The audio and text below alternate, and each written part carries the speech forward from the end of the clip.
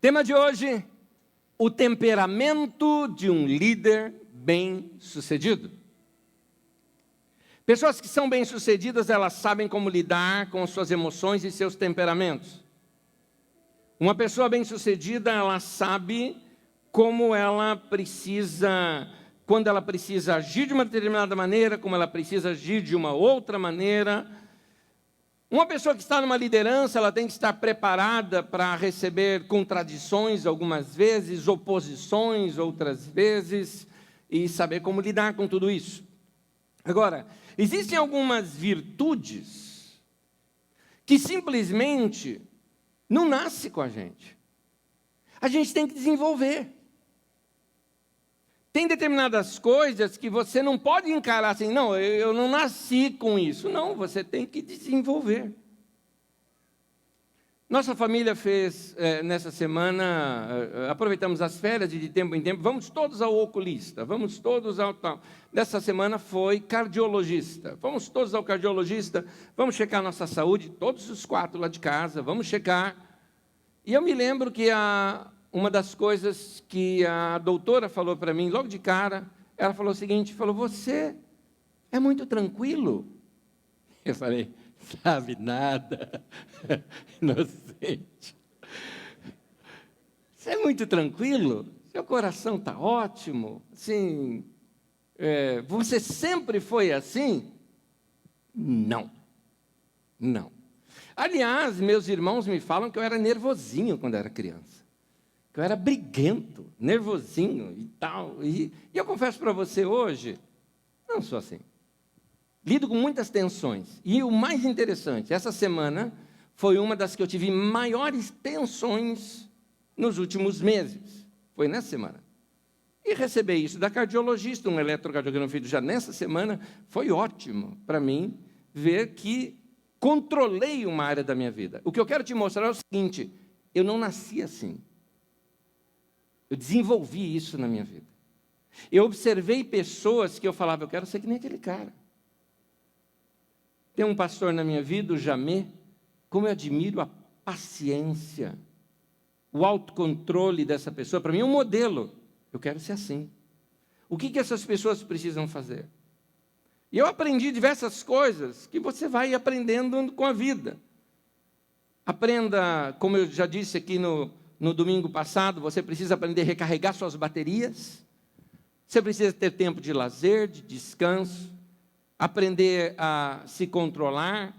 Alguns falam, mas, Anésio, a Bíblia não fala que é fruto do Espírito o autocontrole? Exatamente.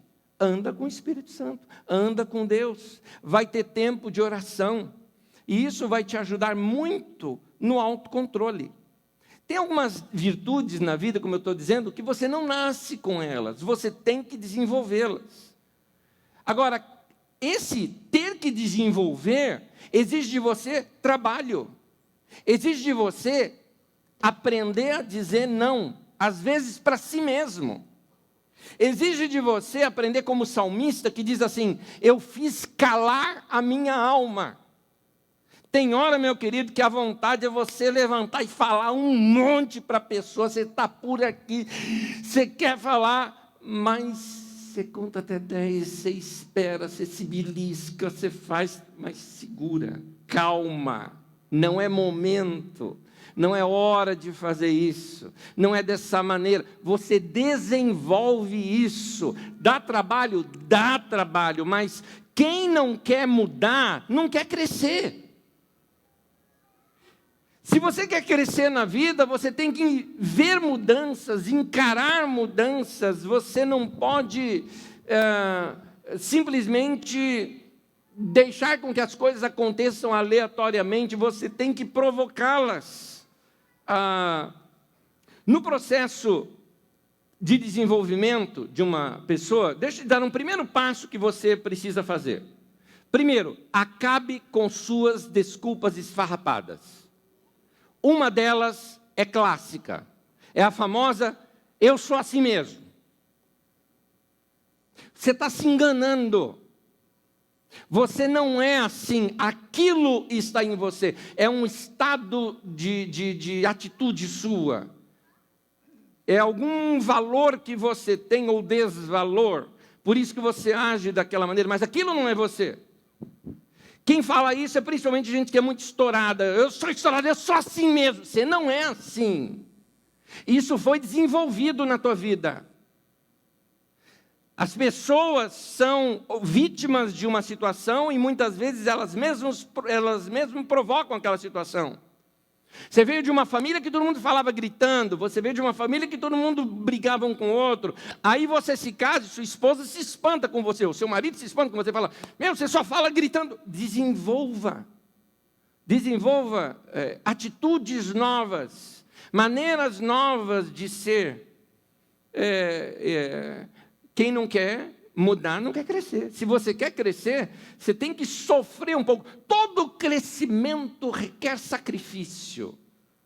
Requer alguma coisa que você fala, eu vou deixar isso. Quem diz eu sou assim mesmo, é acomodado. Acomodado não cresce. Quem se fecha para a mudança, se fecha para o crescimento. Tem hora que a gente precisa desacomodar. Quem fica falando o tempo todo, eu sou assim mesmo, está mentindo para si. Você se tornou assim. Você se mantém assim porque você quer. Talvez alguém poderia até falar, mas por que eu iria manter-me assim, sendo que eu não gosto de ser assim? É que o tanto, entenda a minha expressão, o tanto que você não gosta de ser assim está por aqui. Mas o tanto que você não gosta de mudança, enfrentar o novo, está aqui. Teu problema não é ser assim, teu problema é que você não gosta de mudar. Por comodismo, medo de mudar, medo do desconhecido, medo do que virá depois. Isso aí não é você. É um padrão que você criou para si mesmo. Não é fácil mudar a si mesmo. Eu não estou falando para você mudar a si mesmo. Eu estou falando para você mudar um padrão que você colocou sobre si mesmo.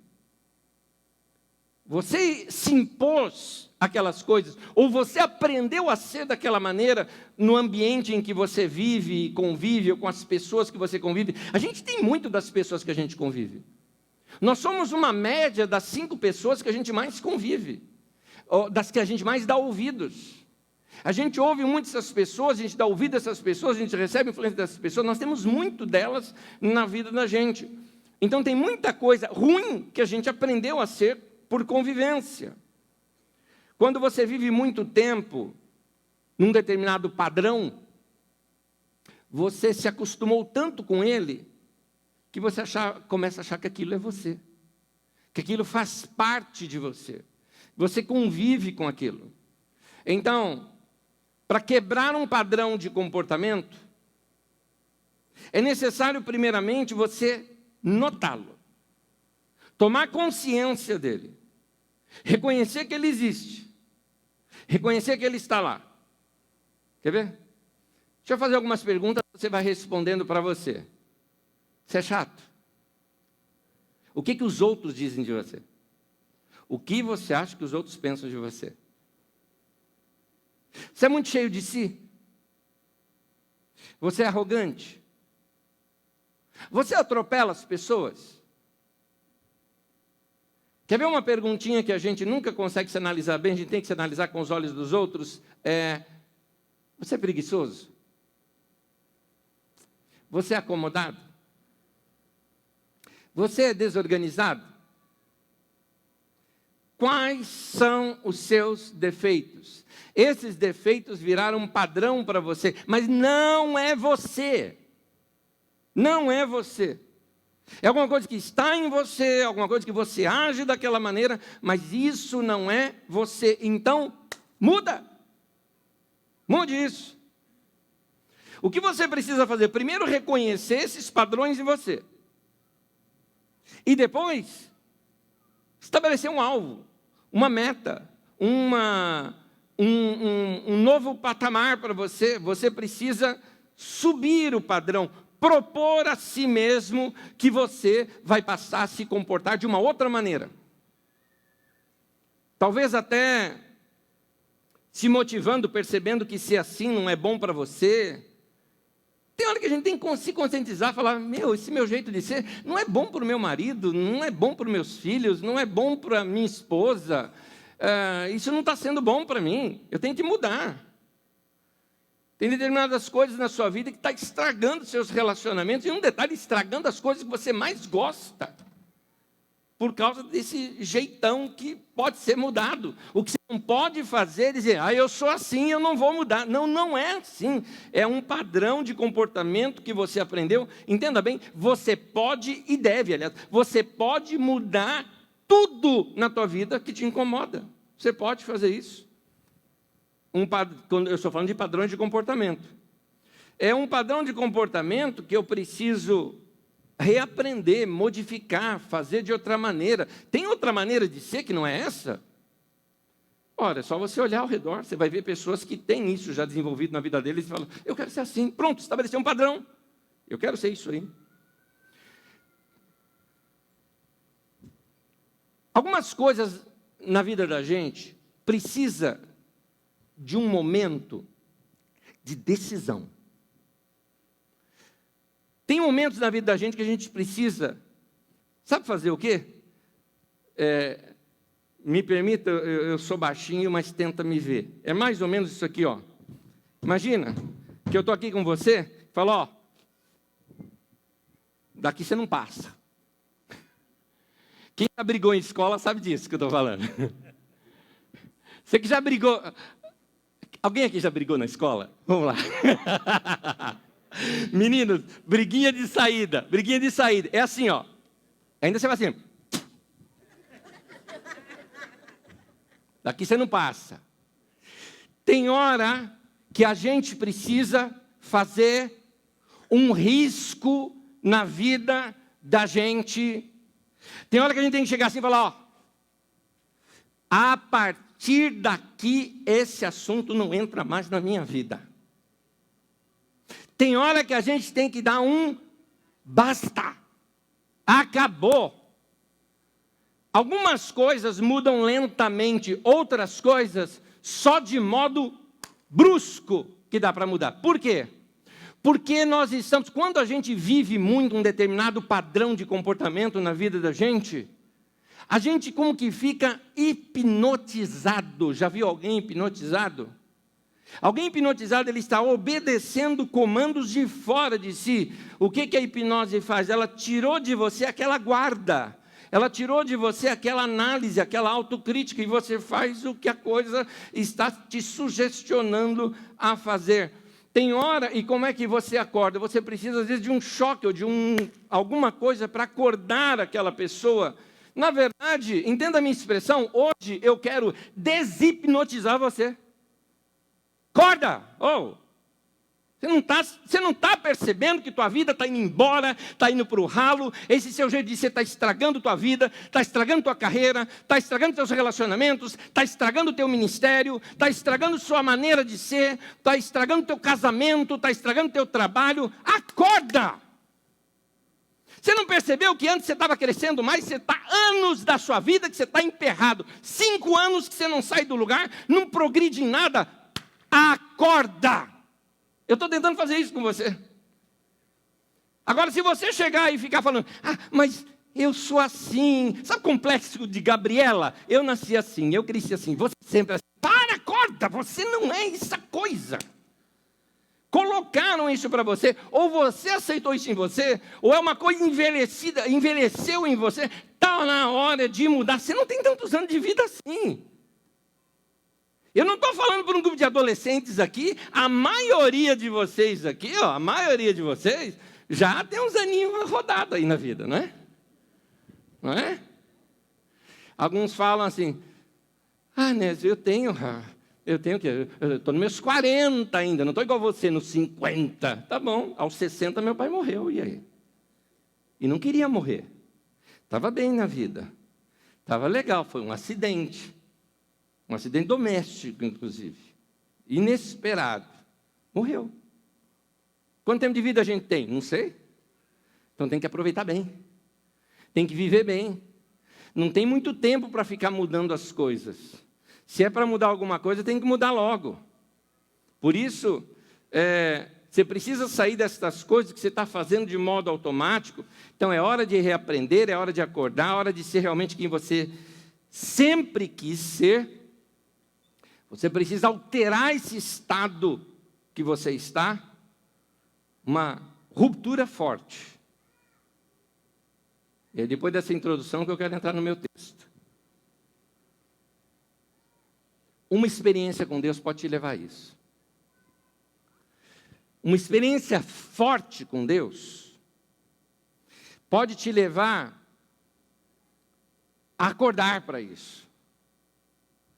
Uma experiência forte com Deus pode te levar a uma decisão. Eu estou separando a palavra decisão.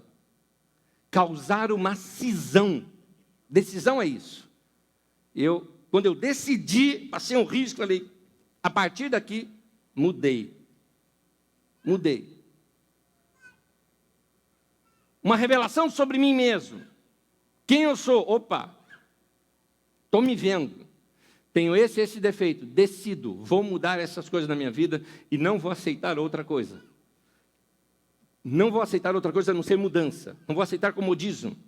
Seria isso. Vou lhes contar uma história de um homem na Bíblia que entrou numa crise de eu sou assim mesmo, por erro próprio. Pedro, no livro de Lucas, no capítulo 22, conta-nos a história ali no momento da crucificação.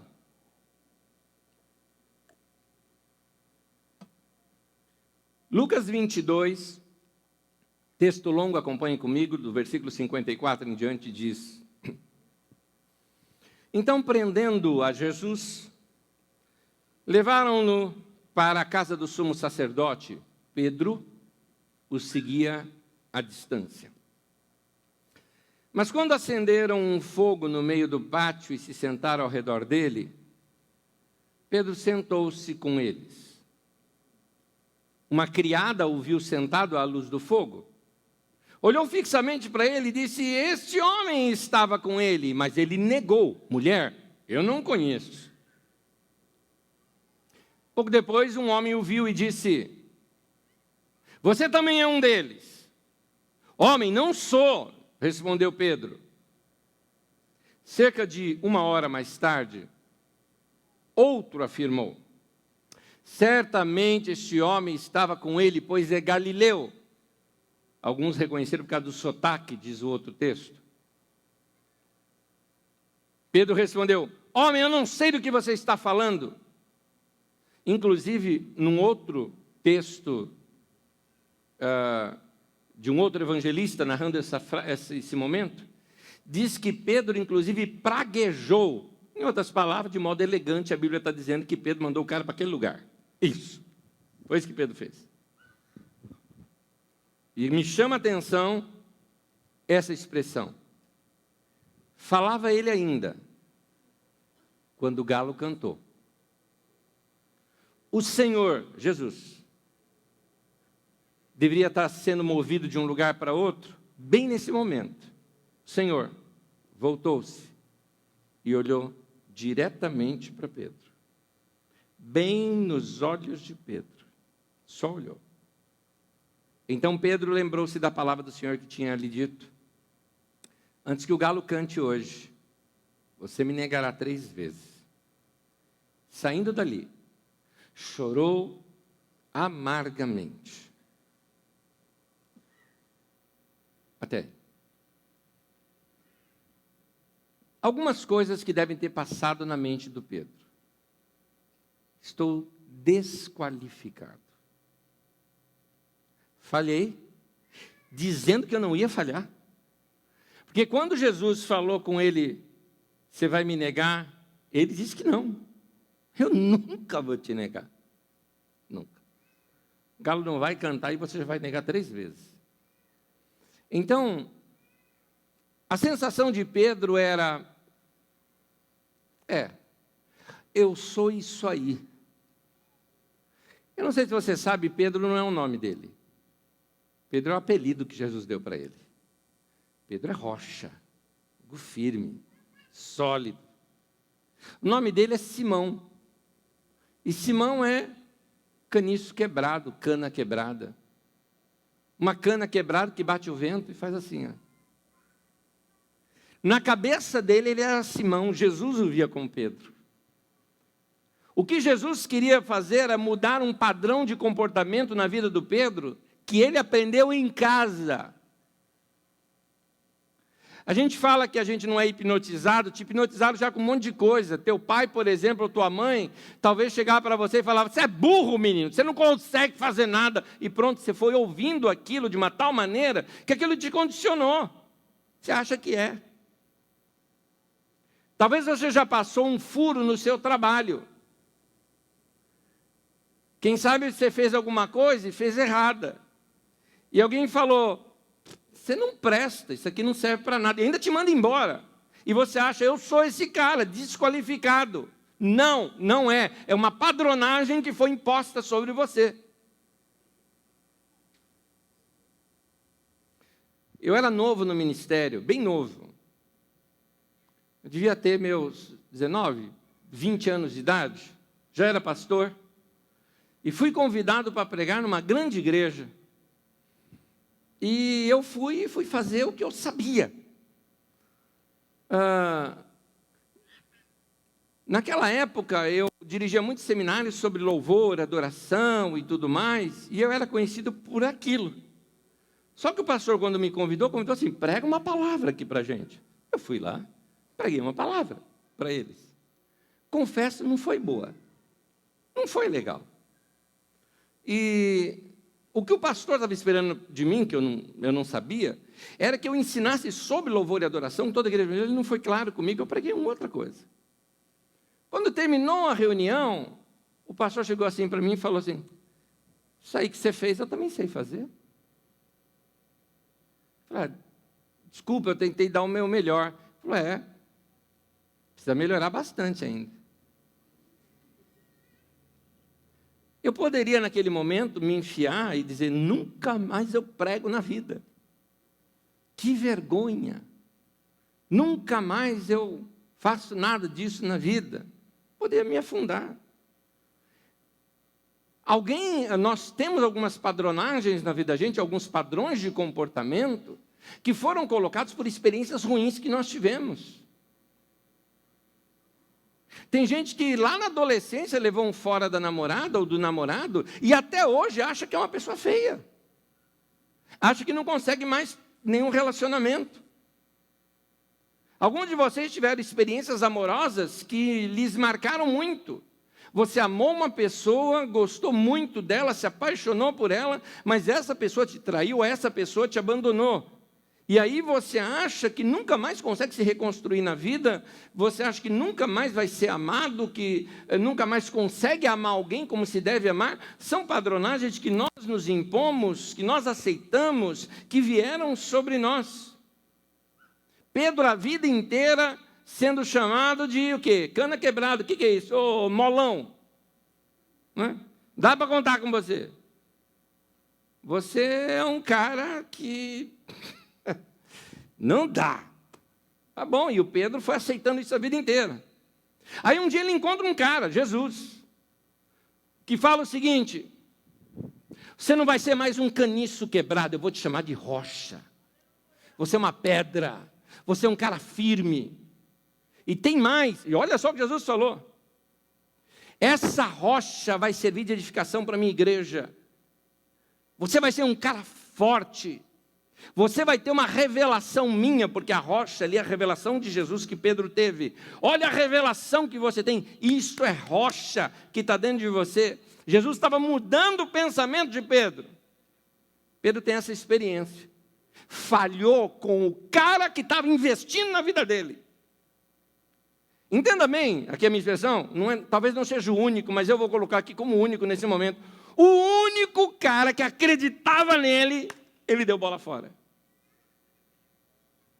É como se de repente alguém pega e resolve investir na sua profissão e o cara investe em você, te coloca num lugar muito legal e você dá uma bola fora exatamente com essa pessoa. Você assim fala, o cara que mais investiu na minha vida, eu me desqualifiquei para ele. Pedro estava assim. O que Pedro fez? Voltou a pescar.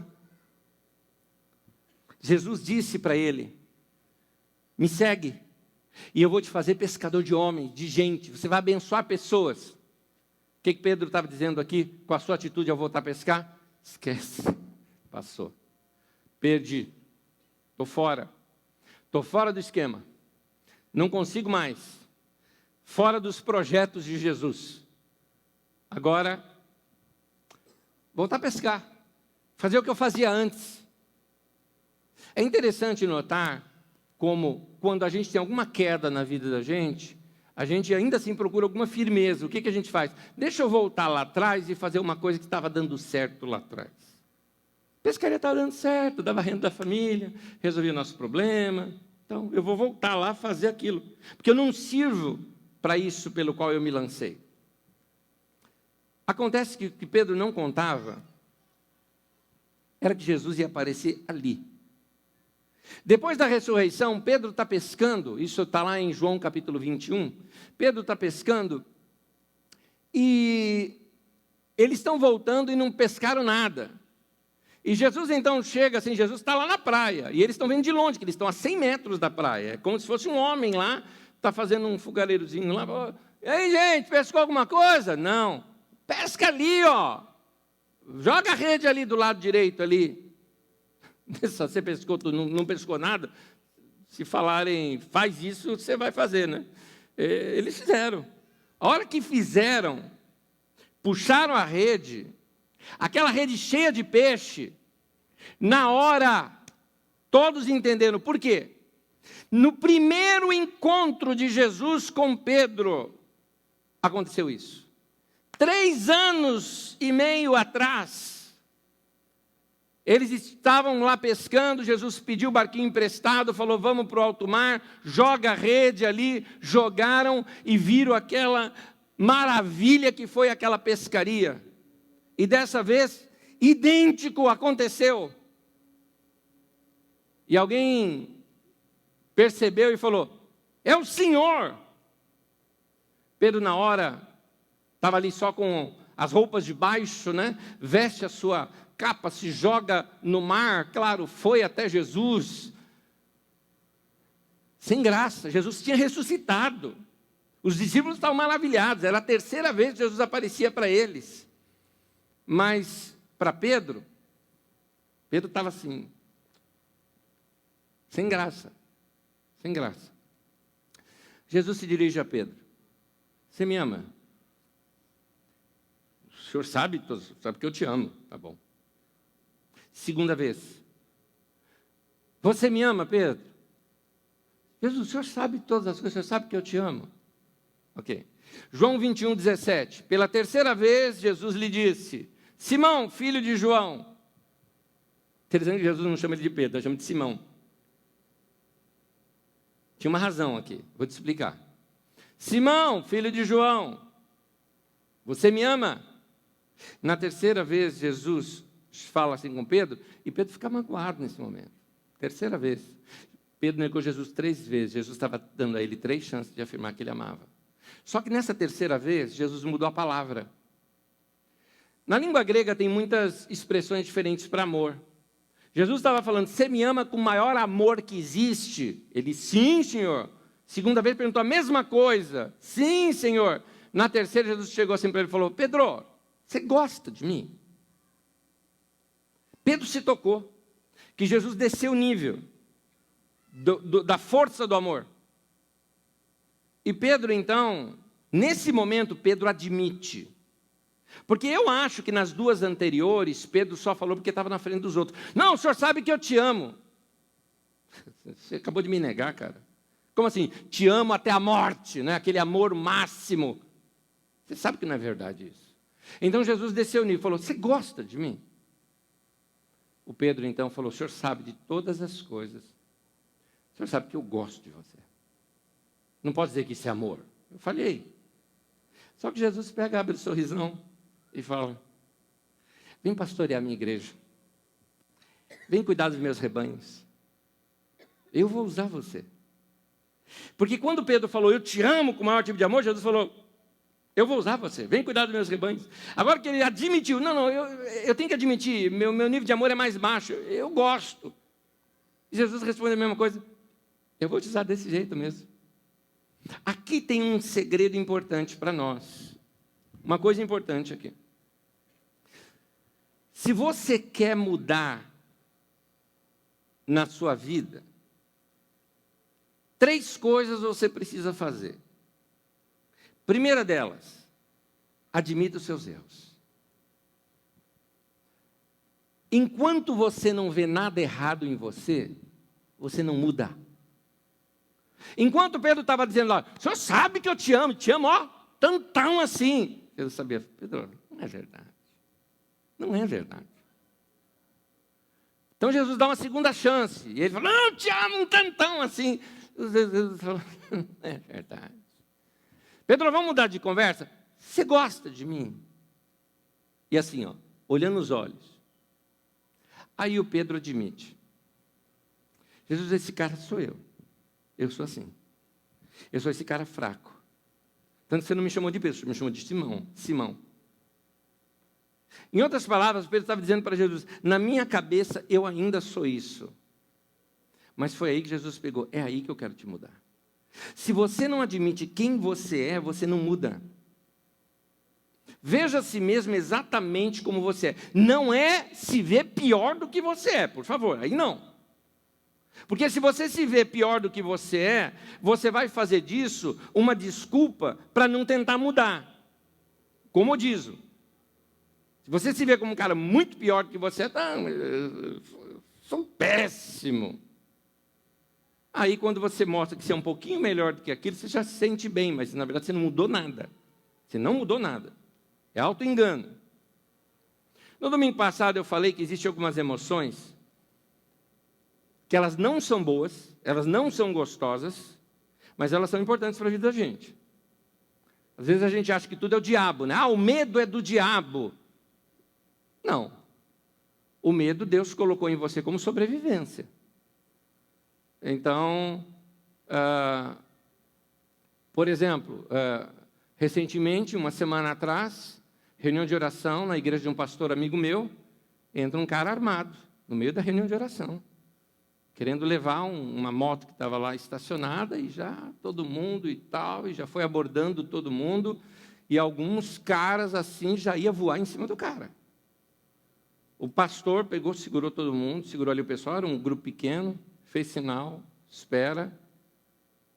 O cara ia, o pastor não faz nada, deixa o cara levar o que tem que levar, ninguém vai reagir. Não reagiu. Depois o cara veio falar com o pastor, falou, pastor, eu podia pular em cima do cara? Frase do pastor, é melhor um covarde vivo do que um herói morto. O medo nessa hora te provê.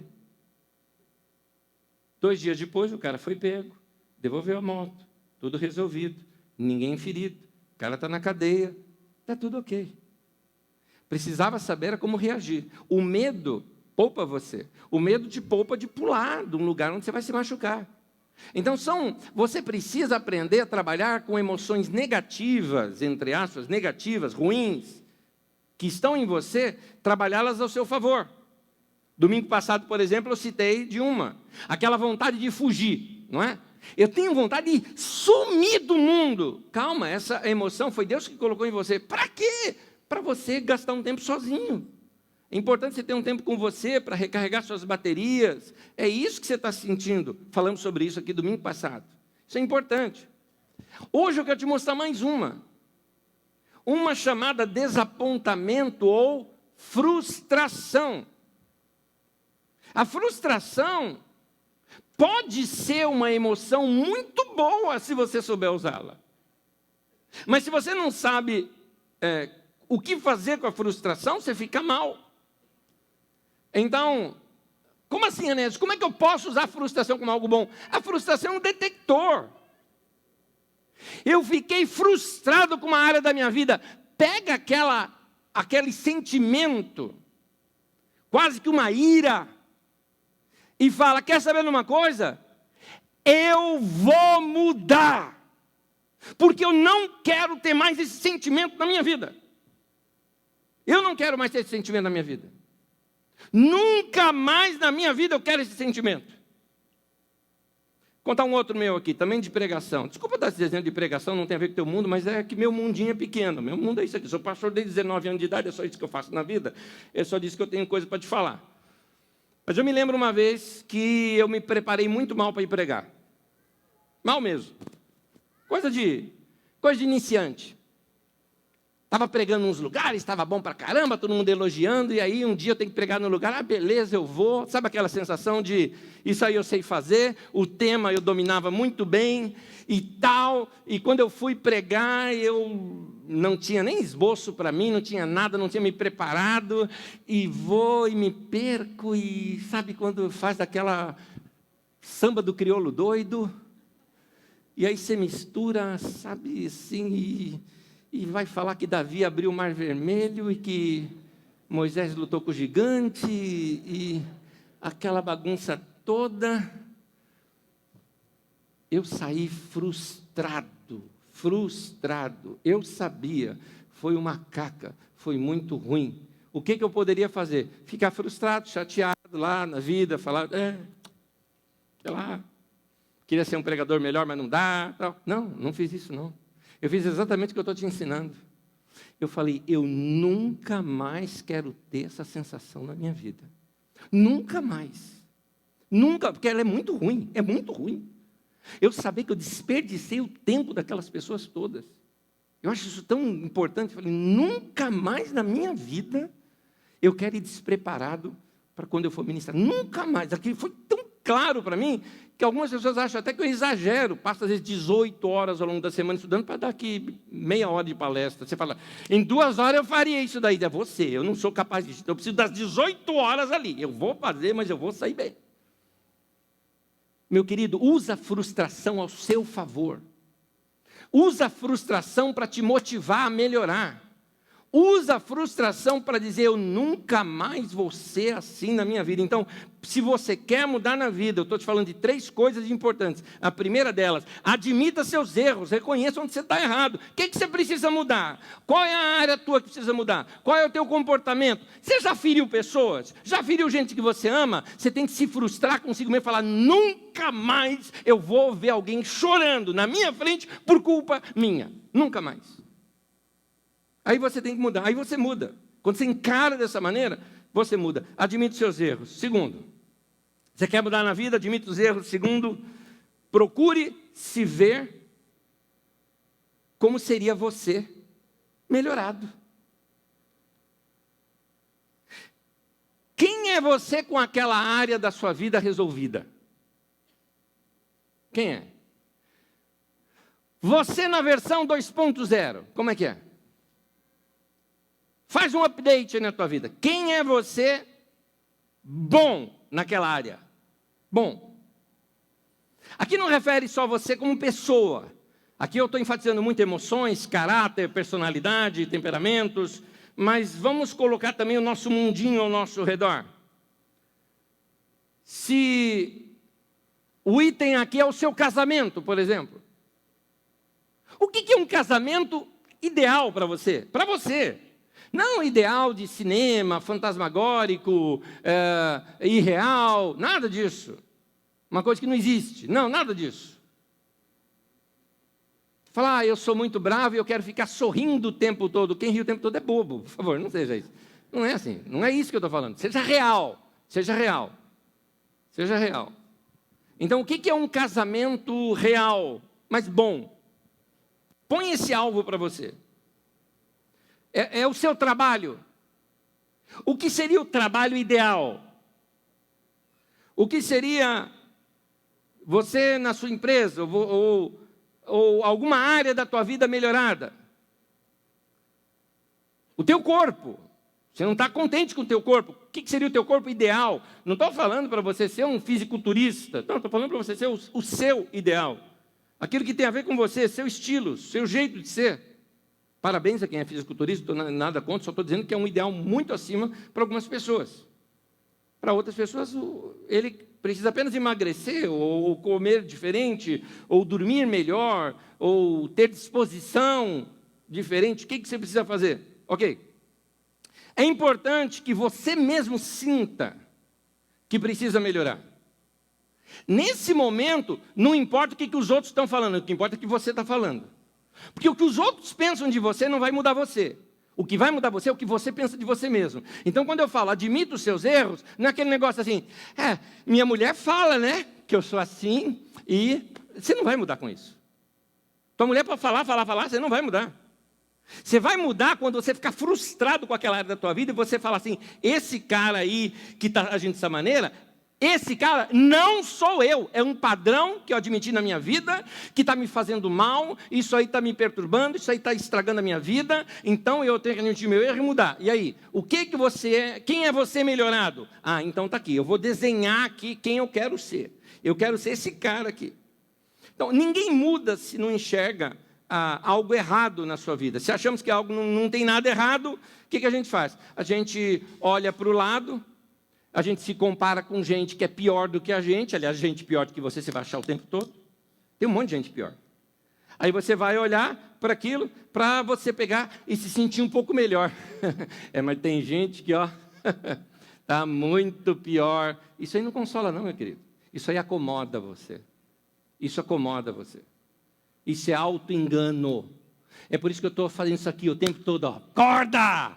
Acorda! Sai desse hipnotismo que você está. Acorda. Você tem que se ver num novo padrão, num novo patamar, e causar em você aquele desafio.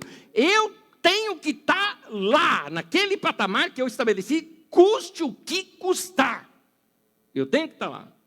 Esse é o alvo da minha vida. É isso que eu preciso atingir. É isso que eu preciso fazer. É isso que eu quero fazer. Se você quer mudar na vida, 3 coisas você precisa fazer. 1, admita seus erros. 2, procure se ver como seria você melhorado. 3, faça tudo o que for possível para se tornar essa pessoa que você viu. Tudo o que for possível para chegar nesse novo patamar. Entenda a minha expressão? Não existe um caminho, faça o caminho. Líder é assim. Lidera a tua vida. Desbrave a mata. Um monte de coisa você vê na Bíblia que nunca tinha acontecido e aconteceu. Moisés diante do Mar Vermelho. Onde é que tinha na Bíblia que alguém tinha aberto o mar? Não tinha, o cara teve que fazer. Vamos lá, vamos tirar do Moisés, que era um grande líder. Vamos pegar uma senhora, dona de casa, que sofria de uma doença, que já tinha perdido tudo, era rica, ficou pobre de tudo que gastou com dinheiro, com médico e tudo mais. Marcos capítulo 5 conta a história dessa mulher, 12 anos sofrendo. Tem um agravante Tem um agravante na doença dela. Ela sofria de um corrimento, uma menstruação crônica. Naquela sociedade, uma mulher menstruada, uma mulher que estivesse com sangramento, ela não poderia sequer tocar num homem. Tal era as rigidezes daquela sociedade. Isso era pecaminoso, isso era assim, imundo. E ela seria apedrejada e morta por fazer isso. Então, se essa mulher buscasse até mesmo um padrão bíblico para o que ela quisesse fazer, Jesus está aqui, Jesus pode curar, mas eu estou com essa enfermidade, eu nunca vi ninguém na Bíblia sendo curado disso, e ela ainda fala, se eu somente conseguir tocar nas vestes dele, ali por dentro, sem que ele me veja, se eu só fizer isso, eu vou ser curado. Note, essa mulher estava indo até contra os padrões da época. Contra o que tinha sido estabelecido. Então, ela não aceitou alguma coisa, ela fez um caminho. Não havia caminho para ela fez. Ela criou. Onde é que está na Bíblia que se você tocasse em Jesus você seria curado? Nenhum lugar estava isso, mas essa mulher, entenda bem, ela inventou isso. Ela criou um negócio, ela falou, se eu tocar, eu vou ser. Mas não está escrito em nenhum lugar. Não está, mas se eu fizer, vai acontecer. Meu querido, se não existe, se admitir o seu erro, Você quer ser alguém diferente, mas está difícil de chegar lá? Você vai fazer todo o possível. E se não tem caminho, você vai inventar. Você vai chegar lá. O que você não pode é se acomodar. Faça o que for necessário para o seu casamento. Faça o que for necessário para a sua profissão. Faça o que for necessário para o seu desempenho. Ponto 2 ali. Seja exatamente aquilo que você viu. Seja esse cara. Seja essa mulher. Aquilo que você considera como ideal, seja. Depende de você. Seja. Então vamos lá. Só revendo o que nós já vimos. Como é que está a sua situação? Como é que você é? Como é que é seu casamento? Como é que é seu corpo? Como é que é a sua vida? Como é que estão suas finanças? Eu tenho certeza que todo mundo que entrou aqui não quer se acomodar. Estou certo? Estou certo?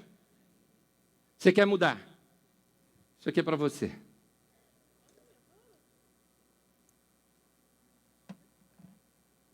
Esse mais que você está querendo na sua vida, mais foco, mais determinação, mais confiança, mais concentração, mais amor, mais assertividade, mais crescimento, mais vida com Deus, mais saúde, mais sensibilidade ao Espírito Santo, mais tempo de oração, mais tempo com a família, vida mais organizada, seja o que for, comece a fazer algo a respeito. Quando? Hoje.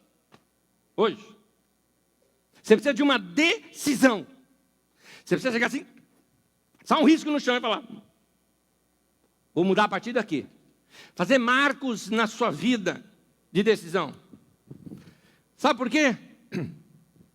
Eu disse isso aqui no primeiro domingo desse mês.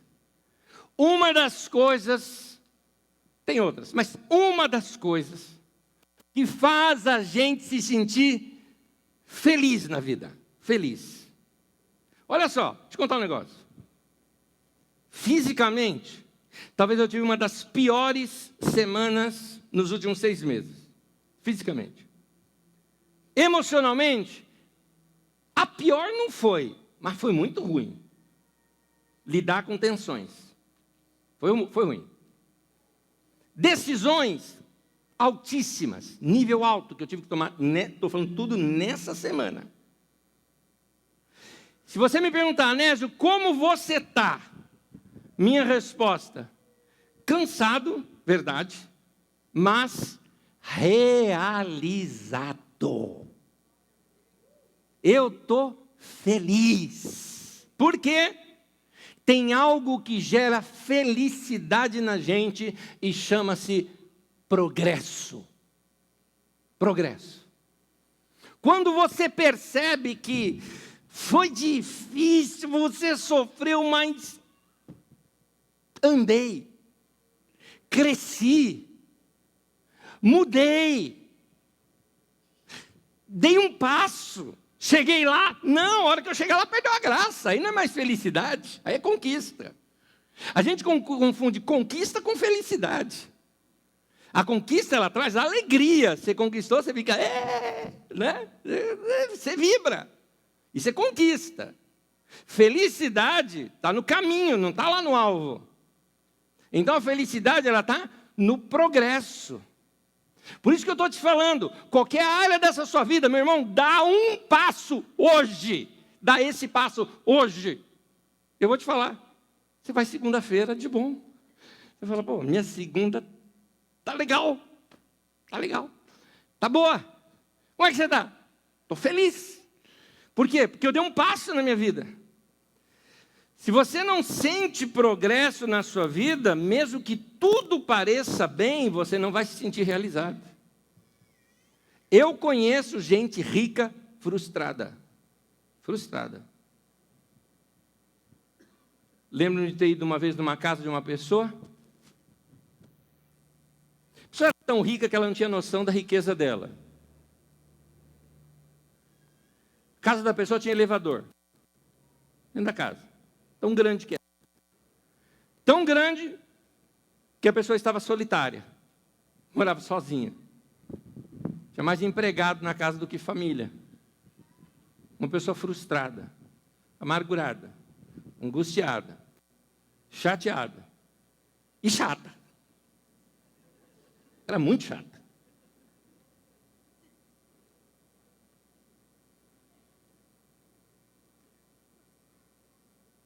Conquista na vida não significa tudo.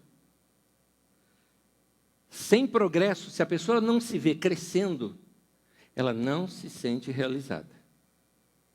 Então não interessa quão boa é a sua vida comparado com as outras pessoas. Você sempre vai encontrar alguém pior do que você.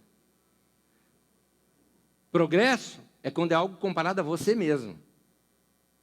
Quando eu olho para mim e falo, você está melhor.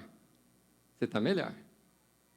Vamos lá, mulheres, vocês me entendem muito bem. Sabe quando você acertou na tonalidade do cabelo, ou acertou no penteado, e assim você para diante do espelho e fala assim, você está uma gata. Você sabe esse sentimento? Progresso. Progresso. É gostoso. É aquele sentimento que você, homem, tem quando o seu carro sai do lava rápido e você entra nele. Não é gostoso? Fala, uau. O carro. O carro. Pois é. Progresso. Progresso é o que há. Entende a minha expressão? É isso que faz a gente se sentir vivo. E é o que eu estou tentando fazer você. Acorda, acorda. Tem algumas pessoas que estão vontade de ficar acorda.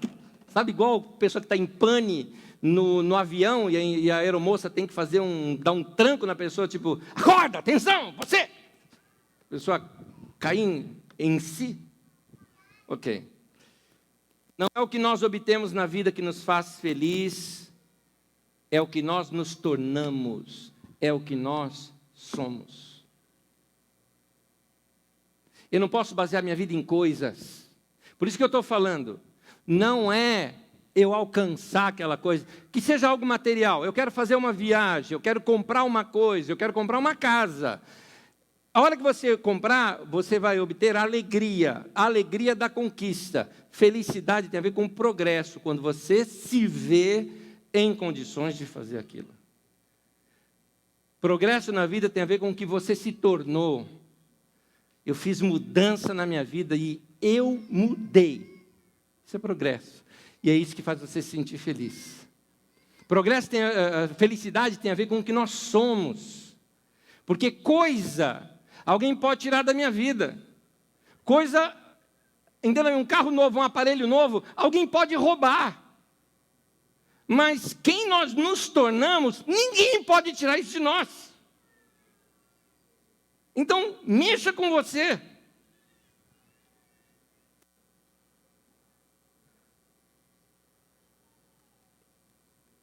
É gostoso quando a gente, não estou falando de se tornar alguma coisa que você se idealizou, mas alguma coisa que é você. Você está no melhor de você. Autêntico. Esse sou eu. Pedro, quando ele resolveu mudar, ele teve experiências com Deus. E ele resolveu ser o homem que Jesus via nele. Então, vou colocar aqui uma série de textos bíblicos, começando de Atos 2, e eu vou narrando para vocês. Em Atos 2, aquele povo resolveu voltar a orar, e quando eles oraram, desceu sobre eles o Espírito Santo. E naquela reunião de oração, na parte superior de uma casa, na parte central de Jerusalém, bem perto do pátio do templo, onde tinha uma multidão vindo para uma festa anual que tinha ali, aquele povo começa a falar com a Deus em voz alta, e quando o mundo começa a falar numa língua estranha, uma língua diferente. Os transeuntes ali, as pessoas que passavam, começaram a ouvir lá na terra natal, de onde eles eram, começaram a achar aquilo estranho, juntar uma multidão ali fora. Não bastaram, pouco tempo, e começa a aparecer quem? Os haters. Os haters já existiam naquele tempo, não é? O que eles falaram? Tão bêbado! Tão bêbado esses caras aí. Então, entenda bem, eu acho que todos os discípulos ficaram sabendo disso, todos os discípulos começaram a saber que tinha um monte de gente lá fora. Eu acho que esse burburinho todo de que as pessoas estavam falando mal deles deve ter caído no ouvido de todo mundo, mas ninguém fez nada. Quem fez alguma coisa? Pedrão. O Pedro pegou, se levantou, chamou todo mundo e falou, vem cá. Desceu, foi lá, foi num lugar lá, e os 11 com ele. Os outros seguiram Pedro. os 11 com ele. Chamou todo mundo e disse, escuta aqui, homens. Que história é essa de falar que a gente está bêbado? São 9 da manhã, você acha que a gente está bêbado uma hora dessa? Nós somos homens de respeito, temos família, somos pessoas assim, assim, assim. O que vocês estão vendo aqui é o que foi profetizado pelo profeta Joel. Que o Deus dizendo que vou derramar do meu espírito sobre toda a carne, e os vossos filhos e vossas filhas profetizarão, vossos jovens terão visões. É isso que está acontecendo nesse momento.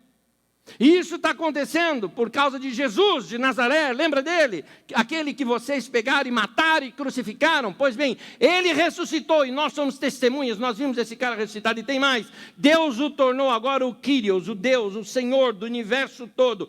A mais alta autoridade agora é Jesus. E todos os caras ficaram assim, tipo, eu mandei matar o cara que hoje é o meu chefe, vamos dizer assim, o meu dono. O que a gente faz agora? Se arrependa. Seja batizado agora, hoje, vai ser batizado todo mundo. 3.000 pessoas se converteram naquele tempo. O Pedro Cana Quebrada mudou. Em um dia ele conseguiu mais do que essa igreja inteira conseguiu. Um dia. Pedro, em Atos 2, 41, fala que naquele dia houve um acréscimo de cerca de 3.000 pessoas.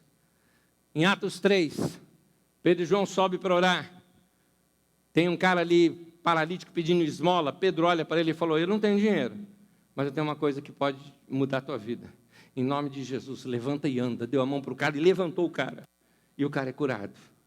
As pessoas param, começam a ouvir Pedro pregar. Pedro então começa a pregar para todo mundo falando, eles são deuses. Não, nada disso. E nós fizemos esse milagre em nome de Jesus de Nazaré. É eles que vocês têm que ouvir. O número sobe para quase 5.000 pessoas. Em 2 ou 3 semanas, Pedro consegue mais gente do que 2 cultos da Carisma juntos. Atos, capítulo 9. Atos, capítulo... antes de citar o 9, Atos capítulo 4, diz que eles chegaram a quase 5.000. Atos capítulo 9, Pedro faz uma viagem, chega na casa de um homem, e este homem era paralítico, Enéas, e Pedro pega, estende a mão, dá uma palavra de ordem, e o paralítico anda. Pedro fica sabendo que em Jope teve uma mulher, Tabita, morreu. E Pedro chega lá, está todo mundo lamentando e chorando. Ele falou, deixa eu ficar sozinho no quarto com ela um pouquinho. Pedro era meio louco, não? Pedro orou. Depois chegou para o morto e falou, levanta. E a mulher ressuscitou. E aí está todo mundo chorando. Pedro pega, abre a porta e falou, gente, deixa eu te apresentar a ex-morta. Pedro é chamado para pregar na casa de um centurião romano. Ele chega lá, ele está no meio da pregação, o povo começa a ser batizado no Espírito Santo falando em línguas. E aí o pessoal lá de Jerusalém encrencaram com ele, porque o que ele fez? Pegou, juntou ali os discípulos, o povo lá, tudo falando em línguas, juntou os discípulos e falou, vamos, batiza todo mundo. Como assim, Pedro? Vai batizar? Os caras não são judeus, não foram circuncidados, porque na cabeça da igreja primitiva eles eram continuação do judaísmo. Eles nem judeus são. Pedro falou, batiza, põe na minha conta. Pode pôr. Se você mandou, a gente batiza. Batizaram todo mundo. Tá bom. A hora que Pedro volta, chegou em Jerusalém, Atos 11, pisou em Jerusalém, pessoal, reunião, 6 da tarde, com conselho. Pedro vai e explica para todo mundo o que aconteceu, e todo mundo levanta e louva a Deus, dizendo, Deus agora também estendeu a sua graça também para os gentios. Gentios é o povo que não era judeu, ou seja, nós. Graças a Pedro, ele abriu com essas suas chaves a pregação do Evangelho para a minha vida e para a tua vida. Esse cara, essa cana quebrada, que um dia olhou para si e falou, eu não vou ser mais assim. Naquele dia, Pedro faz uma risca e fala, essa coisa velha já se passou. Eu vou crescer na minha vida e vou fazer algo novo na minha vida. Meu irmão, você não veio hoje aqui só para ouvir histórias sobre Pedro. Substitua Pedro pelo seu nome. Esse é você, em nome de Jesus. Agradece, Deus. É você, essa pessoa. Deus te trouxe aqui para ser você, essa pessoa. Vamos terminar, eu quero convidar você a ficar em pé. E a última coisa que eu quero lhe falar, que um dos segredos deste homem, Pedro, chama-se maturidade. Maturidade. Ele aprendeu a ser quem ele foi feito para ser.